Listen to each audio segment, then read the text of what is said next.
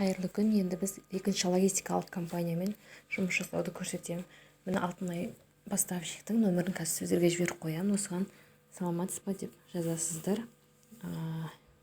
Аты жөндеріңізді, қай қаладан екендеріңізді жазып жібересіздер. Орысша, сосын условияларын жібересіз. Сонымен да я согласна деп жазасыздар.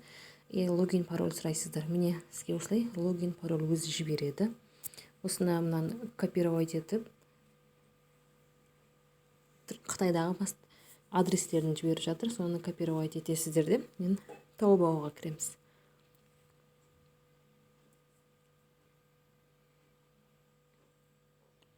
Таобаға кіріп ең астында менің деген батырманы басамыз. Және настройканы басасыз да осы бірінші жерге кіресіздер. Мен осы жерге плюс батырмасын басып адрес толтырасыздар. Менде адрес толтырылып тұр. Мына жерге үстінен басып логиндарды барлығын копировать етіп көшіре бересіздер жаңағы жібергендерді. Міне баш логин осылай көшіріп қоя бересіздер. Ең астына мына жерге Қытайдағы адресті жазасыздар. Ставить деп басып копировать етіп қоя салсаңыздар болады. Плюс 86 деген жерге, бұл жерге телефон нөмірін жазасыздар. Бұл жерге логиніңізді жазасыз.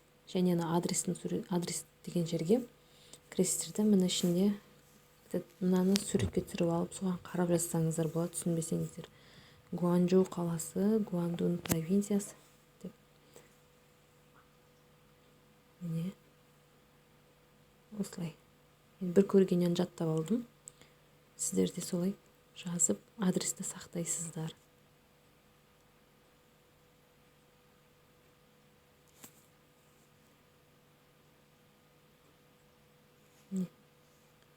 Гуандун провинциясы, Гуанчжоу қаласы, Шэньцзинь көшесі.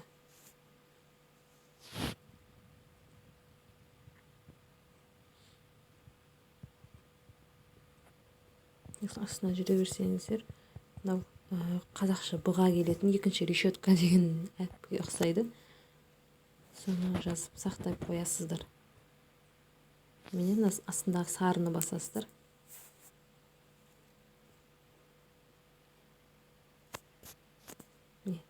Сохранить бастық. Міне біздің адресіміз осы жерде сақталады. Егер адрес ауыстыратын болсаңыздар, астына плюс батырмасын басып ауыстыра бересіздер.